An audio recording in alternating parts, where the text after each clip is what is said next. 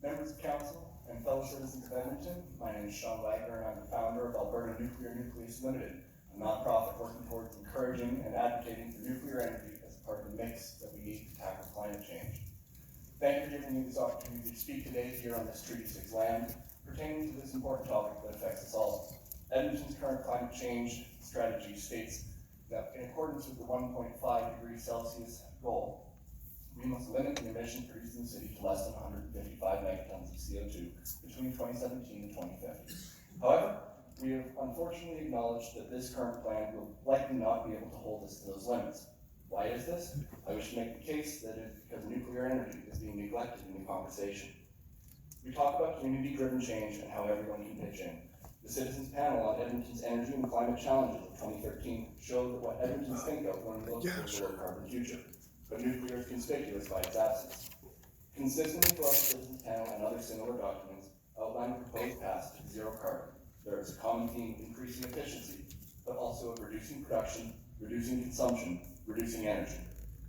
Nuclear energy can provide a strong foundation for zero carbon future that promotes abundance for all, instead of the restriction on energy. This is even more important since access to energy is the highest correlated factor when pursuing an increase in quality of life for everyone. Unfortunately, not once in the Citizens Panel did Getting to 1.5 degrees C discussion paper of 2019 or the Edmonton Energy Transition Strategy Targets of 2019 was nuclear energy mentioned, which indicates that Edmontonians might erroneously believe that nuclear energy has nothing to offer them. This belief could not be further from the truth, but to keep this brief, I will only mention two direct benefits nuclear energy can provide in helping us lower our city's CO2 emissions. First and of most direct relevance is that the only industrialized nations or political entities that have effectively decarbonized their grids have done so with mixtures of nuclear and hydropower. The proven ability to completely replace carbon-intensive sources with zero-carbon electricity is reason alone why nuclear should be considered more seriously. Just by converting Edmonton's current electricity generation to nuclear, we could save over 7 megatons of CO2 a year. And this is according to the numbers available in the Edmonton Energy Transition Discussion Paper of 2012. And that's without asking any Edmontonians to make any changes to their personal lives or their behavior, or attempting to push out energy-intensive industries from our local economy. As an example of how nuclear can help reduce heavy industry emissions, take the Lehigh concrete plant in northwest Edmonton. It utilizes two coal burners that run at approximately 25 to 30 tons of coal an hour all told. And these produce megawatts of between 150 and 200 megawatts of heat to run the chemical reaction needed to produce raw materials for its product. Both of those burners could be replaced with one of several new designs for small modular reactors that are currently being licensed by the CNSC.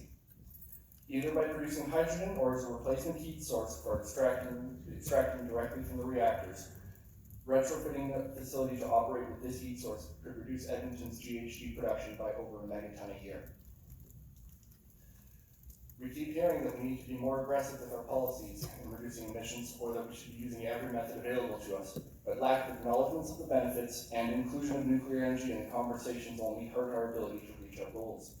As the Edmonton Energy Transition Discussion Paper states in the executive summary, some opportunities, such as solar and other emerging technologies, are currently more expensive than conventional energy systems, but are expected to become more cost competitive as they reach greater economies of scale and the cost of conventional energy increase.